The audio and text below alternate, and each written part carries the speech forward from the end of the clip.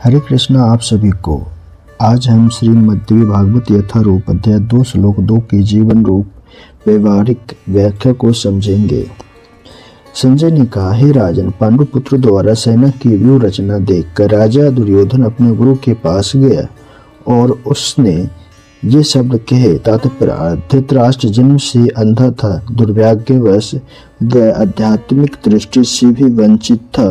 वह यह भी जानता था कि उसी के समान उसके पुत्र भी धर्म के मामले में अंधे हैं और उसे विश्वास था कि वे पांडवों के साथ कभी भी समझौता नहीं कर पाएंगे, क्योंकि पांडवों जन्म से ही पवित्र थे। फिर भी उसे तीर्थस्थल के प्रभाव के विषय में संदेह था, इसलिए संजय युद्ध भूमि की स्थिति के विषय में उसके प्रश्न के मंतव्य को समझ गया। अतः वह निराश राजा को प्रोत्साहित करना चाह रहा था। उसने उसे विश्वास दिलाया कि उसके पुत्र पवित्र स्थान के प्रभाव में आकर किसी प्रकार का समझौता करने नहीं जा रहे हैं।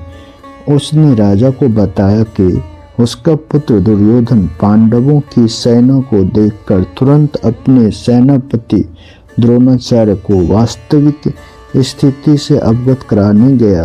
यद्यपि दुर्योधन को राजा कहकर संबोधित किया गया है, तो भी स्थिति की गंभीरता के कारण उसे सेनापति के पास जाना पड़ा।